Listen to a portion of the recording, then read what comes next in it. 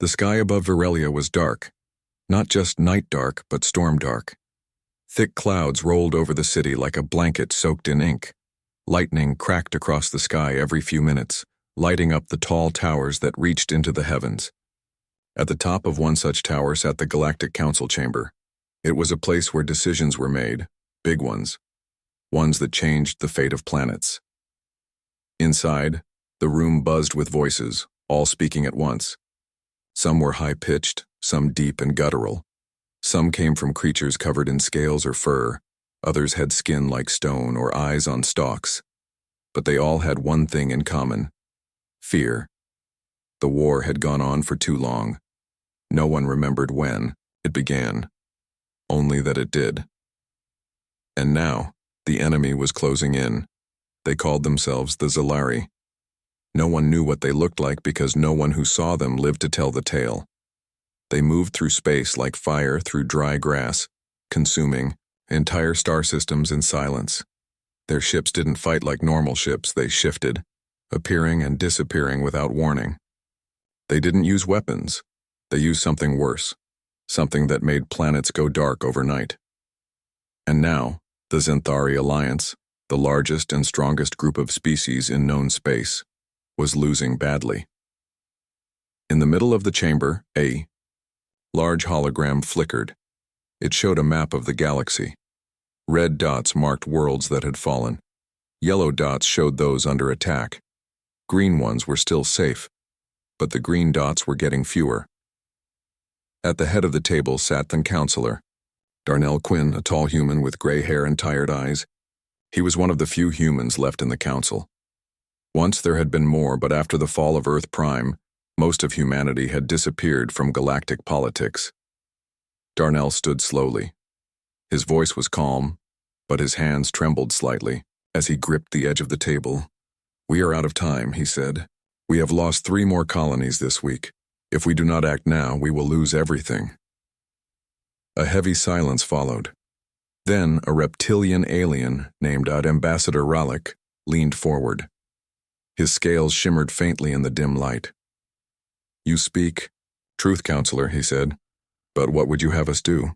Our fleets are broken, our defenses are failing, we cannot match the Zalari." Another voice rose from the far end of the table.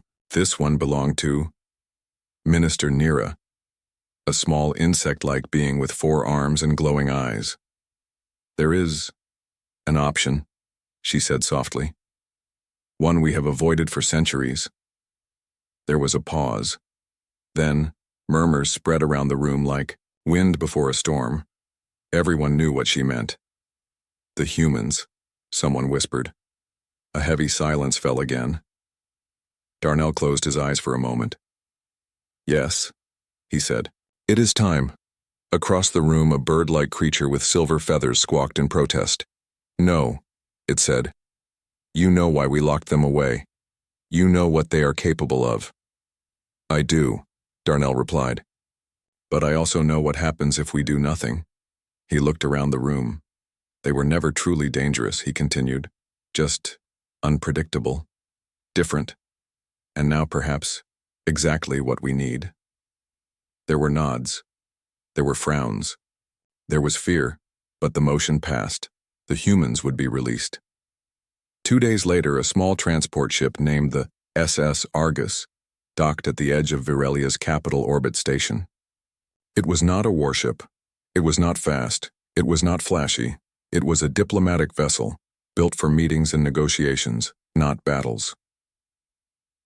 Waiting inside was Daniel Hayes, a mid-level diplomat who had spent most of his life behind a desk. He wasn't a soldier. He wasn't even a field agent, but he was the only one willing to go. As he stepped aboard the ship, he glanced back at the planet below. It looked peaceful from up here. Blue oceans, white clouds, green land. He wondered how long that peace would last. Behind him, a voice spoke. "You sure about this?" Daniel turned to see Commander Mira Solano, a veteran pilot and one of the few people he trusted. "No," Daniel admitted. "Not at all." Mira smiled faintly. "Good. Means you're sane." She handed him a tablet. This is everything we have on the Vault world. Corin 9, frozen wasteland. No active signals, no signs of movement. Just cold. Daniel took the tablet. And the humans? He asked. Mira shrugged. Locked away for 300 years. Who knows what they'll be like when we find them? Daniel swallowed hard. What if they hate us, he asked. They might, Mira said. But maybe they'll hate the Zeleri more. Daniel nodded slowly. That was the hope anyway. Corin 9 was a world of ice. From orbit, it looked dead. No lights, no movement, just snow and rock stretching as far as the eye could see. The Argus descended through thick clouds, its engines humming low against the howling winds below. Inside the cockpit, Mira adjusted their descent path. Looks like we're going in blind, she muttered. No response from the surface. Daniel looked at the scanner. There's power down there, he said, but it's old, barely holding. Mira frowned. Well, let's hope it holds long enough for us to get out. They landed near a ridge, close to where the vault was supposed to be. The snow was deep, and the wind cut through their suits, like knives. Daniel stepped out first, scanning the horizon. Nothing, just silence. He tapped his comm. Mira, I'm heading down. Keep the ship warm. Copy that, she said. Be careful. Daniel started walking toward the ridge. After 10 minutes, he found it. Half buried in the snow was a massive metal door, rusted and frozen shut. Strange symbols were carved into it, some ancient, some newer. He pulled out his scanner and ran it along the side. A soft beep. Then a voice. Unknown signal detected. Identity verification required. Daniel hesitated. He opened his bag and pulled out a small data chip. This was the key. A relic from the early days of the war, hidden away in case the humans ever needed to be freed. He inserted it into the slot. For a moment, nothing happened. Then, the ground rumbled. The door groaned as layers of ice cracked and fell away. Gears spun. Lights blinked to life, and then the door opened. Inside, the air was cold but breathable. Daniel stepped in. Lights flickered overhead, casting shadows along the walls. The place was massive, like a city buried underground. He walked deeper, following the map on his tablet. Finally, he reached a large chamber. Rows of pods lined the walls. Each one held a body, frozen, asleep, hundreds of them. He stared at them, heart pounding. These were the humans, the last of their kind, or so everyone thought. He approached the nearest pod and read the name. Lena Carter. Military rank, Captain, reason. For imprisonment, unauthorized contact with unknown species, violent resistance during capture. Daniel touched the screen. Wake her up, he whispered. The pod hissed. Air escaped. Frost melted, and slowly, Lena Carter opened her eyes. She looked, around, confused. Her breath came in short gasps. Her hands shook. Then she saw Daniel. She sat up quickly, nearly falling out of the pod. Where am I? She asked. Her voice was rough from disuse. Daniel raised his hand slowly. You're safe, he said. You're on Corin 9. You've been asleep for a very long time. Lena narrowed her eyes. How long? Daniel hesitated. 300 years. Silence. Lena stared at him, then she laughed. A short, bitter laugh. Well, she said, standing up slowly. Guess I missed a lot. Daniel watched her carefully. We need your help, he said. The galaxy is dying, and we think you might be our last chance. Lena wiped frost from her face. Is that right? She said. Funny, last time I checked, we were prisoners. Daniel lowered his gaze. We were wrong, he admitted. About a lot of things. Lena studied him for a long time. Then she nodded. Okay, she said. Let's talk. Back on the Argus. Mira waited nervously. Hours passed. Then, finally, her comm crackled. It's done. Daniel's voice said. She's awake. Mira exhaled. Any problems? She's intense, Daniel said. But she wants answers. Mira smirked. Good. She'll fit right in. Outside, the wind howled. But inside, the ship felt warmer. Hope, however small, had begun to grow. Daniel stood beside Lena as they walked through the cold halls of the vault. The lights flickered above them, casting long shadows on the walls. Every step echoed like a whisper from the past. Lena looked around with sharp eyes. She moved slowly, but confidently, taking everything in. Her body was weak from centuries of sleep, but her mind was alert. You said we've been asleep for 300 years, she said, glancing at Daniel. Why now? Daniel hesitated before answering. The galaxy is in danger, he said. The Zalari are destroying everything. We're losing too many worlds. Lena frowned. And? You think releasing us will fix that? She asked. We were locked up for a reason, weren't we? Daniel nodded. You were seen as dangerous, unpredictable. But now, we don't have time to be careful anymore. Lena stopped walking and turned to face him. Careful won't save anyone, she said. But if I'm going to help, I need more than just fear. I need truth. Daniel took a deep breath. You'll get it, he said. Once we reach the surface, I'll explain everything. They continued down the corridor until they reached a large door marked with faded symbols. It groaned as it opened, revealing a room filled with storage pods, rows and rows of them, each holding a frozen human. Lena's breath caught in her throat. They're all still here, she whispered. Daniel stepped beside her. Yes, he said. Most of them. Some didn't survive the freeze, but many did. Lena walked forward and placed a hand on one of the pods. Inside was a man with short brown hair and a soldier's build. His name tag read, Ethan Blake. She looked back at Daniel. Wake them up, she said. He hesitated. It might take time, he said. Systems are old. Some may not respond. Lena gave him a firm look. Do it anyway. Daniel nodded and pulled out his tablet. He connected to the vault's central system and began the process of waking the others. One by one, the pods hissed open. Frost melted, eyes blinked open, and soon, the silence of the vault was broken by voices. Reawakening. The first few. Humans who woke up were confused. Some panicked. Others simply stared into space, trying to understand where they were. Daniel stayed close to Lena as she helped guide them. Take slow breaths, she told a young woman named Mia Carter. No, relation, who had been a medic before being frozen. You're safe now. Mia looked around wildly. What year is it? She asked. Lena met her eyes. 300 years after we were put to sleep, she said. Mia sat down hard on the floor. No way, she whispered. Another man, older, with graying hair and a scar across his cheek, stepped forward.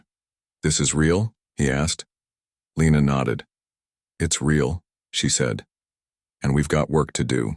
The man introduced himself as Captain Marcus Cole, a former officer in the Earth Defense Fleet. He had led the mission that brought them to this planet. He looked at Lena with tired eyes. You remember what happened? He asked. Lena shook her head. I remember the crash, I remember the fight, then nothing. Marcus nodded. They knocked us out, locked us away, said we were too dangerous. Lena crossed her arms. Well, looks like someone changed their mind. Marcus glanced at Daniel. And who are you? Daniel cleared his throat. I'm Daniel Hayes, he said. I was sent here to release you. Marcus studied him carefully. You trust him? He asked Lena. Lena shrugged. Not yet, she said. But he's the only one here with answers. Marcus gave a small nod. Fair enough.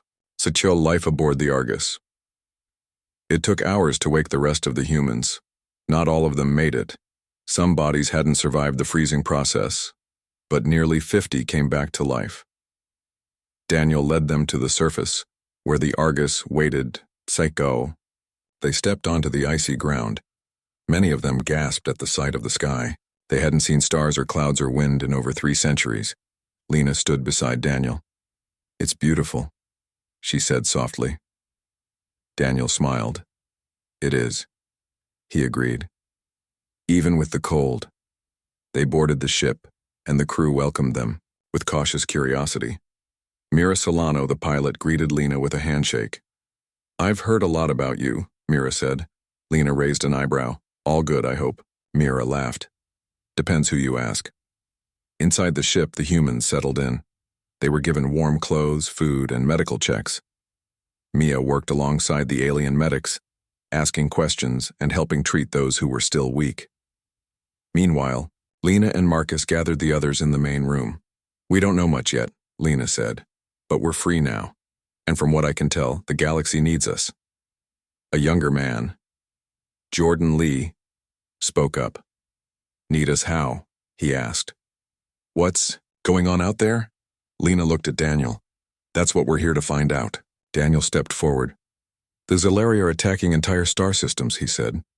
"No one can stop them. Our fleets are falling. Our people are scared." Lena folded her arms. "So why release us now?" Daniel sighed. "Because we ran out of options." Silence filled the room. Then Marcus spoke. "We've fought enemies before," he said. "If these Zellari are threatening everyone, then we fight them too." Nods went around the room. Lena looked at Daniel. "When do we start?" First contact. Over the next few days, the Argus traveled toward the nearest Zentari military base. It was located on a moon orbiting a gas giant called Draxus Prime. As they approached, the humans got their first real look at the state of the galaxy. Space was filled with ships, some sleek, some bulky, some shaped like jellyfish. They belonged to dozens of different species, all part of the Zentari Alliance. Lena watched from the observation deck. "They look scared," she said. Daniel joined her. "They are," he admitted. "The last battle cost us thousands.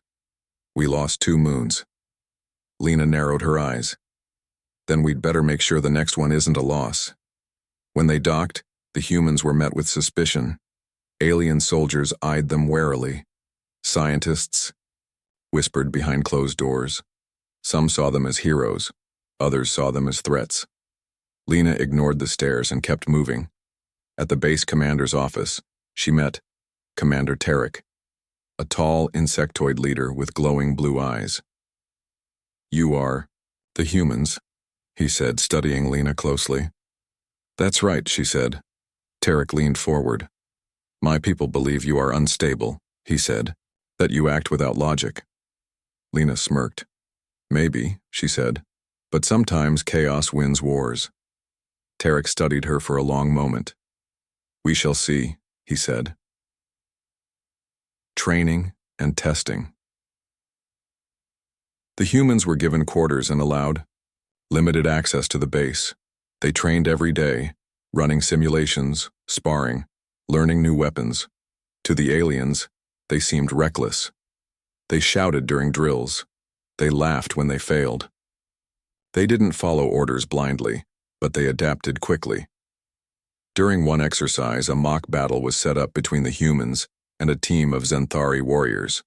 The humans won in under 10 minutes. Lena stood over the fallen enemy bots, breathing hard. "Too easy," she said. Tarek watched from the control room. "They move like no other species," he muttered. Daniel stood beside him. "They improvise," he said. "They think outside the rules." Tarek turned to him. "If they are this strong now, what will they be with training?" Daniel grinned. "Scary, or rising tension." Word spread fast. The humans were awake. They were strong. They were unpredictable, and they were ready to fight. Back aboard the Argus, Lena gathered her people. "We don't know what's coming," she said. "But I do know this. We're not prisoners anymore. We're not tools. We're not experiments." She looked around the room. We're the last hope. Jordan raised his hand. What if they try to lock us up again? Lena's expression hardened. Then we remind them why that's a bad idea. Outside, the stars burned bright, and somewhere in the dark, the Zalari waited. But this time, humanity was ready. Life aboard the Argus had changed. What was once a quiet diplomatic ship now buzzed with energy. The humans were everywhere, training, talking, laughing. They moved with purpose, like they had something to prove, and maybe they did. Lena Carter walked through the corridors, her boots thudding against the metal floor. She passed alien crew members who watched her carefully. Some nodded in respect. Others looked away quickly. She didn't mind. She knew what they thought. That she was dangerous, unpredictable, a weapon disguised as a person. But she wasn't here to scare them. She was here to save them. Behind her, Maya Carter followed closely. Mia had taken over medical duties on the ship since waking up. She worked long hours helping both human and alien patients alike. They're still watching us, Mia said quietly. Lena glanced sideways. Of course they are, she replied. We're new, different, and we came from a prison. Mia frowned. We're not prisoners anymore. Lena smirked. No, but some people still want us to be. They reached the mess hall where most of the humans were already gathered. The room smelled like food, some real, some synthetic, but it was warm and full of life. At one table sat in Jordan Lean, joking with an alien engineer named Kaur Talik. At another, Captain Marcus Cole was deep in conversation with Daniel Hayes, who had become their unofficial liaison with the Zenthari Alliance. Daniel looked tired but determined. He saw Lena walk in and gave a small wave. She joined him at the table. You look like you haven't slept, she said. I haven't, he admitted. There's too much happening. Lena leaned back in her chair. What's going on now? Daniel sighed. The council wants to meet with you, he said. They've seen the training results. They've heard the reports. Now they want to see for themselves what you're capable of. Lena raised an eyebrow. Audition time? Daniel nodded. In a way. They want to know if you can be trusted. Lena laughed softly. Trust isn't earned in meetings, she said. It's earned in battle. Daniel gave her a serious look. Well, you might get your chance sooner than you think. Turbo. A test of strength. Later that day, the Argus docked at a military station orbiting Draxus Prime. It was one of the largest bases in the Zenthari fleet, a fortress in space filled with soldiers, scientists, and diplomats. Lena and I, a small team of humans, were escorted through the halls by armed guards. Not because they were dangerous, but because no one wanted to take chances. They entered a large chamber where several high-ranking officials waited. Among them was Commander Tarek, the insectoid leader who had first met Lena on the moon base. Also present was Ambassador Ralik, the reptilian politician who had spoken out against releasing the humans in the first place. Lena stood tall as she faced them. This meeting better not be about locking us up again, she said bluntly. Ralik narrowed his eyes. It is not, he said. We are here to assess your readiness. Lena crossed her arms. For what? Tarek stepped forward. There is a Zalari scouting force near the outer colonies, he said. Small, but growing. If we do not act now, they will spread. Lena tilted her head. And you want us to stop them? Daniel spoke up. They want to see how you fight, he said. Not just for show. For real. Lena looked around the room. If this is a test, she said, then give us the mission. Let us go. Silence followed. Then finally, Tarek gave a slow nod. You have permission to deploy. Into battle. Hours later, the humans boarded a dropship and descended toward the surface of a rocky moon called Virex 3. Scans showed signs of Zalari presence, faint energy readings, strange distortions in the atmosphere. Nothing major, but enough to worry the Zenthari command. Lena led the mission. Beside her were Marcus, Mia, Jordan, and a few others. As they landed, the wind howled across the barren landscape. The sky was dark, lit only by flashes of distant lightning. Lena stepped out first. "This place feels wrong," she muttered. Jordan scanned the area. "Readings are off the charts," he said. "Something's definitely here." They moved forward, cautiously, weapons ready. Suddenly, the ground beneath them shimmered. A ripple passed through the air. Then figures appeared. They weren't solid. They flickered like shadows caught in firelight. Tall, thin, with no clear faces, just darkness wrapped in light. Solari scouts. Lena raised her weapon. "Fire." Blaster shots lit up the night. The Zilari dodged, moving impossibly fast. One vanished, then reappeared behind Mia. Before it could strike, Lena tackled it. They crashed into the dirt. The creature writhed under her grip, its form shifting between solid and smoke. Lena gritted her teeth. "No more running." She pulled a grenade from her belt and slammed it into the creature's chest. Boom! The explosion sent her flying backward. When the smoke cleared, the Zilari was gone. Around her, the others had finished off the rest. Panting, Lena got to her feet. "That was close," Jordan said. Lena wiped blood from her cheek. "We need better weapons," she muttered. She turned to Marcus. "Report to the Argus," she said. "Tell them we stopped them, but warn them. This was just a scouting force, there'll be more." Marcus nodded and activated his comm. Heroes or threats? Back aboard the Argus, the humans were greeted with mixed reactions. Some cheered. Others whispered in fear. They had fought and won, but they had done it in ways the aliens didn't understand. They had charged instead of taking cover. They had used brute force when precision was expected. They had laughed while bleeding. To the Zenthari, it was unsettling. In the command center, Lena stood before the council via hologram. Tarek studied her. "You defeated the Zilari," he said, "but at great risk." Lena shrugged. "Sometimes, you have to take risks to win." Relic leaned forward. "You acted recklessly," he said. "You endangered yourself and your team." Lena met his gaze. "We won," she said simply. "That's all that matters." Silence. Then Daniel stepped forward. "She's right," he said. "They fought like nothing we've ever seen. And they won." Tarek nodded slowly. "We cannot ignore what happened today." Relic looked unconvinced. "But we also cannot ignore the danger," he said. "These humans are unpredictable. What happens when they decide to turn on us?" Lena smiled faintly. "Then maybe you shouldn't give them a reason to." Rising fame.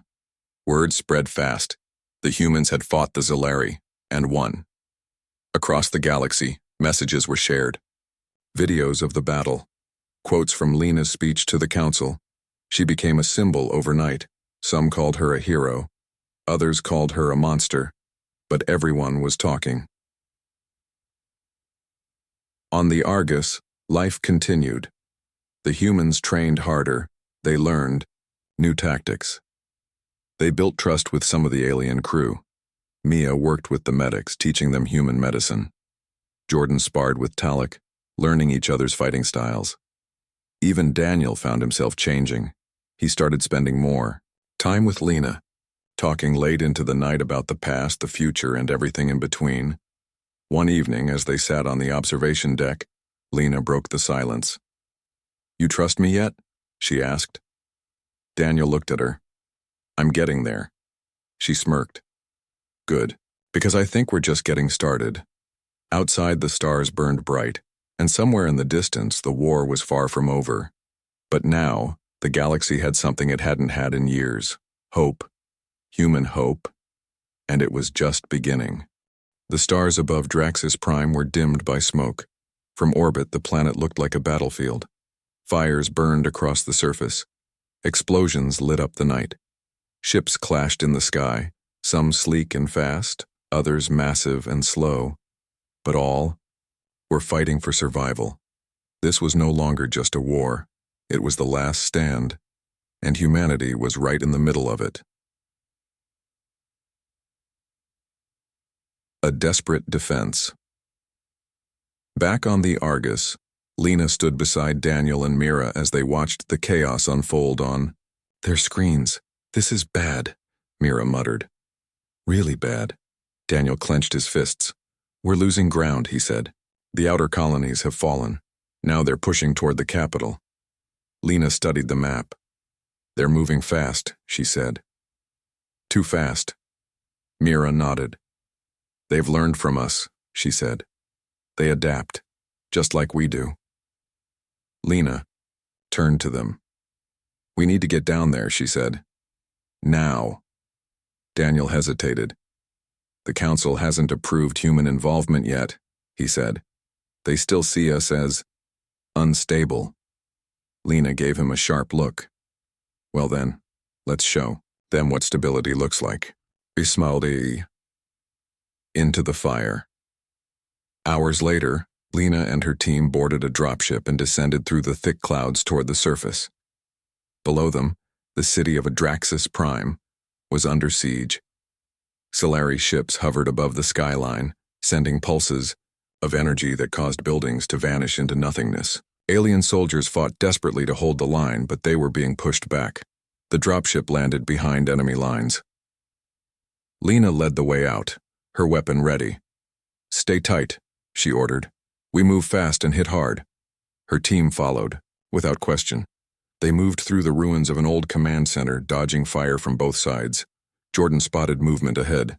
"Contact," he shouted. Shadows flickered between the buildings. Then the Zalari appeared. They moved like ghosts. Fast, silent, deadly. Lena raised her weapon. "Fire!" Blaster shots lit up the dark. The Zalari twisted and vanished, reappearing behind cover. One lunged at Mia, who barely dodged in time. She fired point-blank, blowing it apart. Another grabbed Marcus, dragging him backward. Lena charged forward and slammed her fist into its chest. The creature screamed, a sound like breaking glass, and exploded into black mist. Silence fell. Then, Lena looked around. "Is everyone okay?" she asked. Marcus groaned, rubbing his side. "I'll live," he said. Jordan checked his gun. "That was too close," he muttered. Lena nodded. "We're not done yet," she said. "Let's keep moving." A new kind of war. As they advanced deeper into the city, Lena realized something. The Zalari weren't just attacking randomly. They were targeting key locations, power grids, communication hubs, defense towers. "They're cutting off the city," she said, "trying to isolate us." Daniel, who had joined the mission despite orders to stay aboard the Argus, looked grim. "If they take control of the central tower, the entire city falls," he said. Lena met his eyes. "Then we make sure that doesn't happen." She turned to her team. "Jordan, you and Talik take the west side. Cut off their flank." Talik, the alien engineer who had trained with the humans, nodded. "Understood." "Mia, set up a field clinic near the bridge," Lena continued. "We're going to need it," Mia saluted. "On it." Lena looked at Marcus. "You're with me." He grinned. "Wouldn't miss this for anything." "Oh, the fight for the tower." The central tower loomed ahead, surrounded by wreckage and fire. Solari forces had already breached the lower levels. Lena and Marcus approached from the north, moving quickly through the shadows. Inside, the air was thick with smoke and the smell of burning metal. They climbed the stairs two at a time. Halfway up, they heard the screams, not from humans, from Zalari. Something was wrong. They reached a landing where a group of Zenthari soldiers were pinned down. Lena ran over. "What's happening?" The leader, a tall reptilian soldier named Sergeant Varn, looked shaken. "They're inside the core," he said. "We can't stop them." Lena didn't hesitate. "Where's the core room?" Varn pointed. "There. Down the hall. But be careful. They're not acting like before." Lena nodded. "Come on, Marcus." They moved quickly. Down the hallway, the lights flickered. Then they saw it. The Zalari weren't just attacking the system, they were merging with it. Their shadowy forms were wrapped around the core, feeding on its energy. Lena gritted her teeth. They're trying to control the tower. Marcus aimed his weapon, then let's stop them. They opened fire. The Zalari shrieked and lashed out. One lunged at Lena, knocking her to the floor. She rolled away and fired a grenade round. Boom! The explosion sent the creature flying. Marcus took out another with a well-placed shot. More kept coming, but then a voice crackled through Lena's comm. Lena, we're in position. It was Jordan. Do it now, Lena shouted. A second later, the power surged. Lights flared, alarms blared, and then the Zalari screamed. Their bodies convulsed as the energy in the core spiked. Then they collapsed into ash. Silence. Lena got to her feet. It's over, she whispered. Marcus looked around. No, he said. It's just beginning. That's what the heroes welcome. Back at the base, the mood had changed. The humans had saved the tower. Without them, the entire city would have fallen. Commander Tarek stood waiting when Lena arrived. You did more than survive, he said. You won. Lena crossed her arms. That's kind of our thing. Tarek studied her carefully. You are different, he said. Not just in strength, but in spirit. Lena smirked. We fight for each other. That's what makes us strong. Behind her, Daniel stepped forward. She's right, he said. They don't follow orders blindly. They improvise, they adapt, and they win. Ambassador Ralik, who had been watching from the side, finally spoke. You have proven your worth, he said. But the question remains, what happens next? Lena looked around. The war isn't over, she said. So we keep fighting. Ralik narrowed his eyes. And if the council decides to contain you again? Lena stepped closer. Then I suggest you don't give us a reason to fight you next. Silence. Then, slowly, Ralik gave a small nod. Perhaps containment is no longer the answer. Growing influence.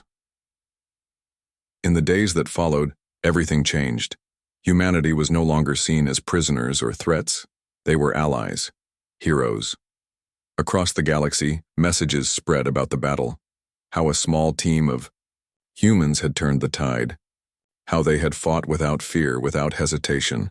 Some species welcomed them with open arms, others remained wary, but none could deny the truth.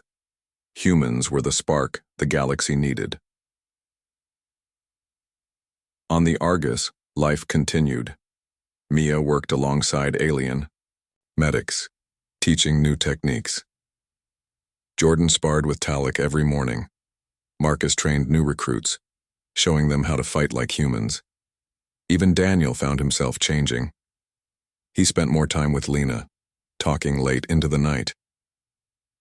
One evening, as they sat on the observation deck, Lena broke the silence. You ever think we'd end up here? She asked. Daniel looked at her. Fighting aliens? Saving galaxies? No, he said. But I'm glad we did. Lena smiled faintly. We're just getting started. Outside, the stars burned bright, and somewhere far away, the war was far from over, but now the galaxy had something it hadn't had in years. Hope, human hope, and it was growing stronger. The war had changed after Draxus Prime. The Zalari were still a threat, but now the galaxy had hope. The humans had proven they could fight. They could win. But not everyone was happy. Behind closed doors, old fears returned. Some members of the Zenthari Council began to worry that the humans were becoming too powerful, too free, and some wanted them locked up again. Whispers in the dark. Lena sat alone in her quarters aboard the Argus, staring at the messages on her tablet. Most were from soldiers thanking her team for saving lives. Others came from civilians asking for help. But one message stood out. It was short. You need to see this. No name. No sender. Just a file attached. She opened it. What she saw made her blood run cold. It was a video, grainy footage from inside. a hidden lab. Scientists, some human, most alien, were working on unconscious humans. Some were strapped to tables. Others were hooked up to machines, voices whispered in the background. Test subject 17 shows increased resistance to pain. Subject 45 displays abnormal healing rates. We must continue until we understand what makes them different. Lena clenched her fists. They had been experimenting on her people. Not just once, for years. She stormed out of her room and went straight to Daniel's office. He looked up when she entered. "What's wrong?" he asked. She threw the tablet on his desk. "Tell me this isn't real," she said. Daniel picked it up and watched the video. His face turned pale. I didn't know," he said. Lena stared at him. "You didn't know?" she repeated. "This happened under your government's watch." Daniel shook his head. "This wasn't official," he said. "This was hidden. If the council knew about this, they would have stopped it." Lena crossed her arms. "But they didn't stop it," she said. "And someone did." Daniel rubbed his temples. "There are factions within the council," he admitted. "Some believe the only way to survive is through control, through study, through power." Lena gave him a sharp look. "They think we're weapons." Daniel didn't answer. He didn't need to. The leak. Later that night, Lena met with Marcus, Mia, and Jordan in the mess hall. She showed them the video. Their reactions were as angry as hers. "We've barely started fighting back," Jordan said. "And already they want to lock us away again?" Mia looked sick. "They used us like test subjects," she muttered. "Like animals." Marcus leaned forward. "If we go public with this, there'll be hell to pay," he said. "Are you ready for that?" Lena nodded. "They should have thought about consequences before they started cutting into us." Marcus gave a grim smile. "Then let's make sure everyone sees it." They needed help. Daniel agreed to do what he could from the inside. He accessed restricted files and found more evidence, reports, medical logs, even orders signed by high-ranking officials. One name kept appearing: Ambassador Rallick. Lena remembered him from the first meeting. Cold, calculating, always watching. Now she knew why. He wasn't afraid of the Zellari. He was afraid of the humans. The next day, the truth spread across the galaxy. A message appeared on every major communication channel. It played on ships, on planets, in space, stations. It showed everything: the labs, the tests, the suffering, and at the end, a voice spoke. Lena's voice. "We were freed to fight a war, not to become weapons, not to be studied like monsters. We are human, and we will not be controlled." Our message ended with a single line: "If you try to take our freedom again, we will remember who did it." Silence followed, then chaos. Protests broke out. Alien leaders demanded answers. Military bases went into lockdown. Fights broke out between those who supported the humans and those who feared them. The Zenthari Council called an emergency meeting. Lena and Daniel were summoned. Confrontation. In the grand chamber of the council, Lena stood tall. Before her sat dozens of alien leaders. Some looked shocked. Others looked angry. At the center was Ambassador Rallick. He stood calmly, watching her like a predator watches prey. "You have caused great unrest," he said. Lena smirked. "You mean you don't like being caught red-handed?" Rallick narrowed, his eyes. "This was not done to harm you," he said. "It was done to understand you, to protect all species from what you might become." Lena stepped forward. "And who decided that?" she asked. "Who gave you the right to turn my people into lab rats?" Rallick didn't flinch. "The survival of the Alliance depends on knowledge," he said. "Sometimes sacrifices must be made." Lena laughed bitterly. "You mean sometimes people get hurt?" Rallick met her gaze. "If it means saving millions." "Yes." Lena took another step closer. "Well then," she said, "let me tell you something." Her voice dropped low. If you ever come near me or mine again, I won't ask questions, I won't give speeches, I'll burn your labs to the ground. Silence filled the room.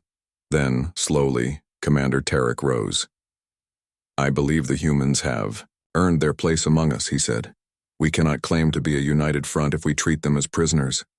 Another leader spoke. As long as the Zilari remain a threat, we need their strength. Ralik remained seated. He looked at Lena. This is not over, he said quietly. Lena smiled.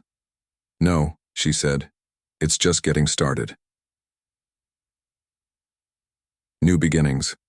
After the meeting, things changed. The Council officially recognized the humans as independent allies. They were no longer under direct command of any faction. They could fight or refuse. It was their choice. Back aboard the Argus, life continued. Mia helped former test subjects recover. Some had lasting injuries. Others struggled with memories.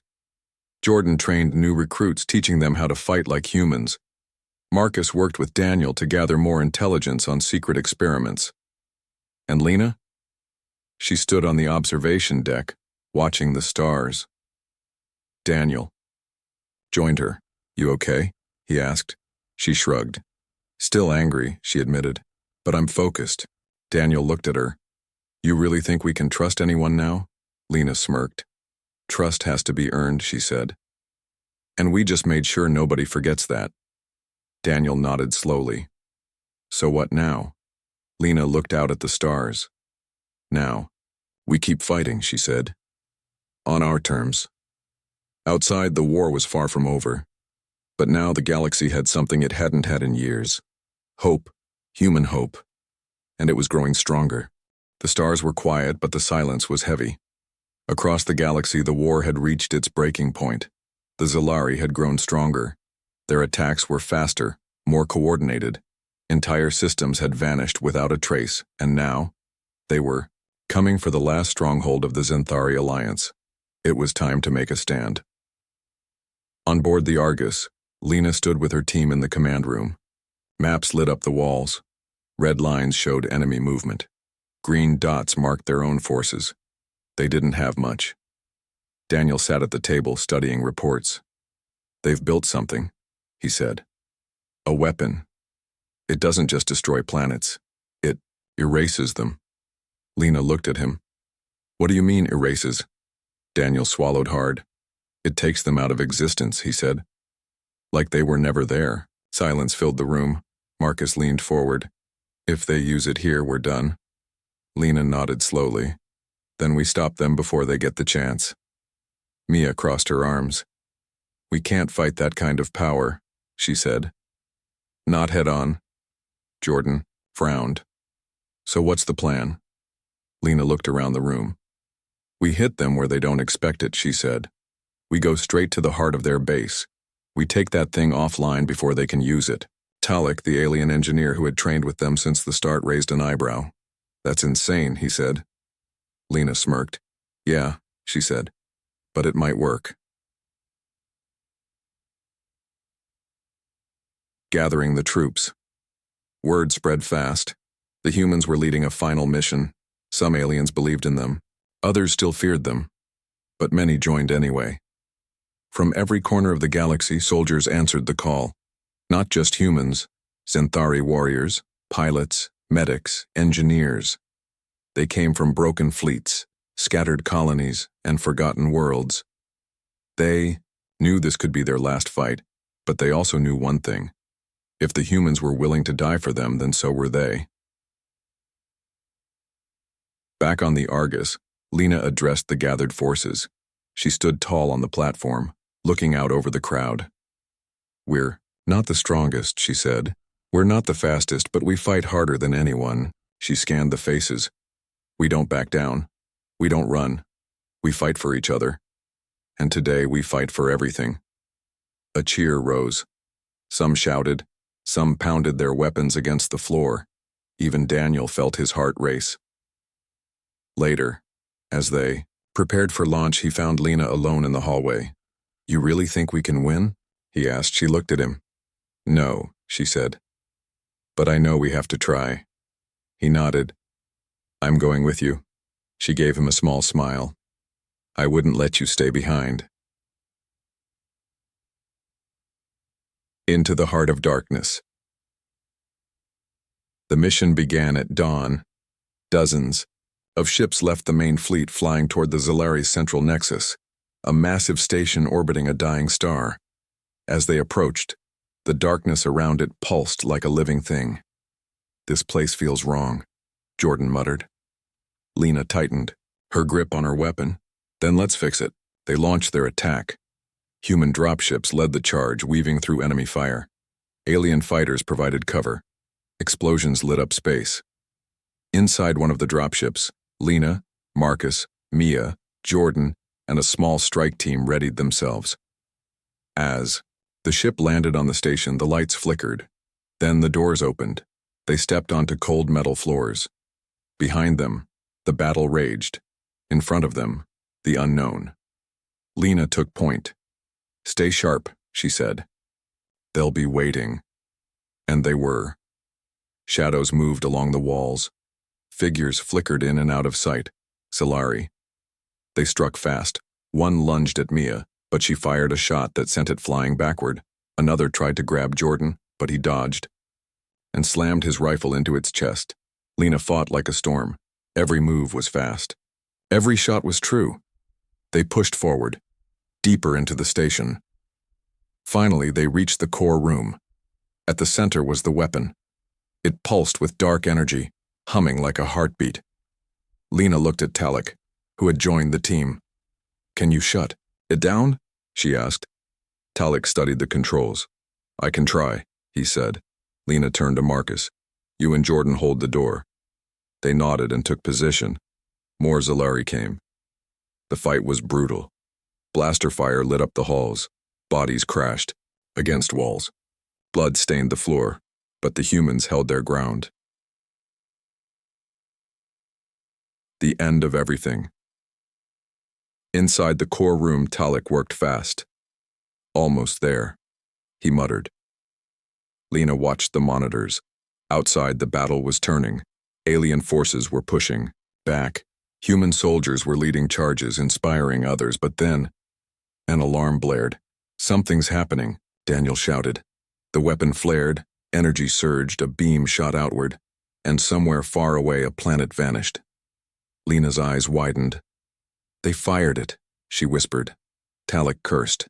I need more time. Lena grabbed his shoulder. You don't have it, she said. Do whatever you can. She turned to the others. We have to keep them off us. She ran outside. The Zalari were everywhere. She fought like she had nothing to lose. She punched. She kicked. She fired until her gun clicked. Empty. Around her, her team fell back. Jordan was bleeding. Marcus was limping, but they kept fighting, until finally, a bright light filled the room. Talik's voice came through the comms. I did it! The weapon is offline! The hum stopped. The pulsing energy faded, and the Zalari screamed, their bodies twisted. Their forms broke apart. One by one, they collapsed into black mist. Silence. Then slowly, Lena lowered her weapon. They had won. Aftermath. Back aboard the Argus, the survivors gathered. The battle had cost them dearly. Many had fallen, but the galaxy had survived. Reports came in from across the fleet. The Zalari were gone. Their ships had vanished. Their presence had disappeared. The war was over. Lena stood on the observation deck watching the stars. Daniel joined her. You did it, he said. She shook her head. We did it, she corrected. He smiled faintly. They'll remember this, he said. You'll be a legend. She smirked. I'd rather be alive. He nodded. We all would. There was a long pause. Then she looked at him. What now? Daniel sighed. Now we rebuild, he said. We make sure no one forgets what happened, that no one tries to control people again. Lena gave a small smile. That sounds like a good start.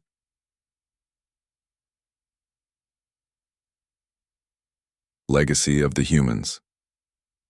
Over the next few years, stories spread. Songs were sung about the humans who had saved the galaxy. Monuments were built. Children grew up hearing tales of Lena Carter and her team. And the galaxy changed. The Zenthari Council reformed. Old fears were replaced with trust. New alliances were formed.